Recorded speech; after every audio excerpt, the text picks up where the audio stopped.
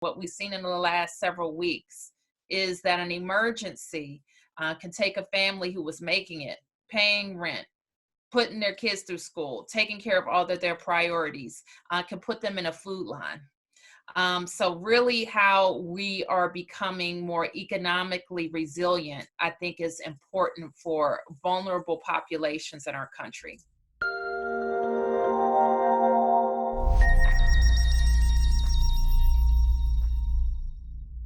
Mayor Bowser, thank you so much for joining me today. You are the mayor of Washington, D.C., where COVID-19 cases have surpassed 4,000 and more than 200 people have died from the virus. We know that the rates of COVID-19 are twice as high for African Americans in D.C.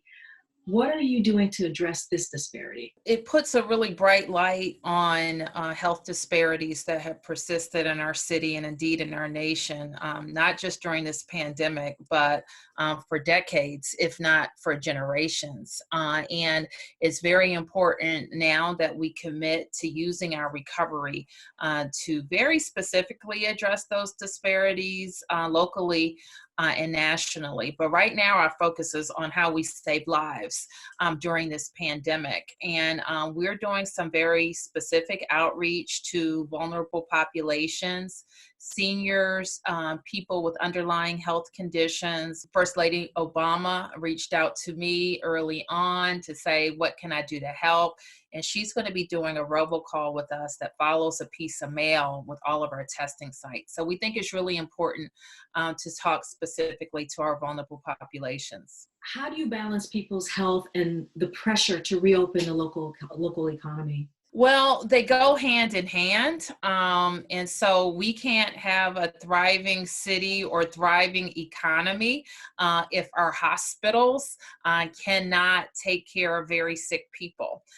So one of the building blocks of a thriving economy is having a health system that is operating normally. So what people have done, what businesses have done to slow down the spread of this virus by social distancing is allowing our system to be able to accommodate very sick people.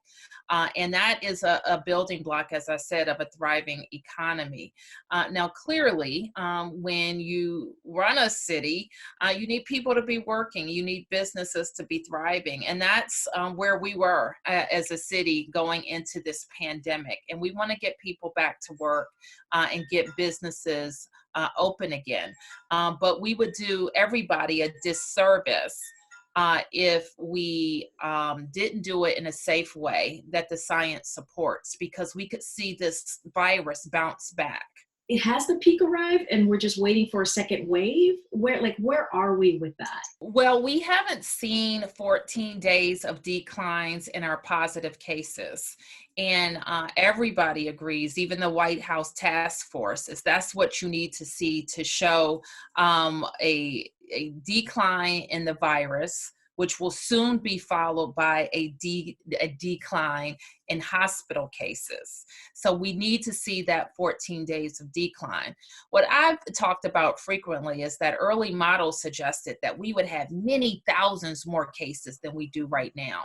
And that suggests to us that all of the social distancing strategies have worked, but it also suggests that they have to be wound down very carefully so that we're not seeing a worst case scenario in the district. And speaking of social distancing, we've seen people across the country flocking to beaches and ignoring shelter in place. How hard has it been to convince residents to stay home? Well, I think our residents fall into the category of wanting to do the right thing according to science and the medicine, and to get back to normal as soon as it's safe. We're coming up on 7 weeks of these measures, and I think people will be anxious to get to some more normal activity. And we were talking about the beginning of our conversation about the healthcare disparity and how it's affecting disproportionately in a high rate, African Americans. And there's another way that African Americans and people of color are being affected is with their small businesses. Many of them are losing their small businesses or not getting the help that they need. How does local government, how can they be helpful with small businesses? This impact on the economy is so enormous that local governments cannot respond to the demand because these shutdowns, they're affecting our bottom line too. And so we have a local fund, a micro grant fund that we're supporting with $23 million, which is big. But even with that $25 million, which is a lot more than a lot of local jurisdictions can do for their local businesses, we will still not meet the demand of people who applied. So that is why this PPP program of the federal government working for everybody is so important, because local governments will not be able to fulfill that demand. What gives you hope? I'm really hopeful that we can, with this pause that we're kind of in, I tell my team, it's like we put our economy in a coma. And we're going to slowly wake up from this, rested in some ways, clear-eyed in others about the challenges ahead of us, and we'll be able to make some investments in our recovery. I'm hopeful that the disparities that we've known about become urgent for everybody. And they see that we can't ignore affordable housing. We have to think about better ways to get good, fresh foods in all neighborhoods. We have to figure that out. And we have to make sure there are real safety nets for people, because I think what we see and what we've seen in the last several weeks is that an emergency can take a family who was making it, paying rent, putting their kids through school, taking care of all of their priorities, can put them in a food line.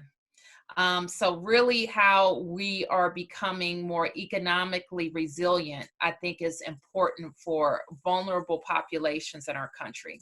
20 years from now, what do you want your daughter to know about how you led DC through this crisis?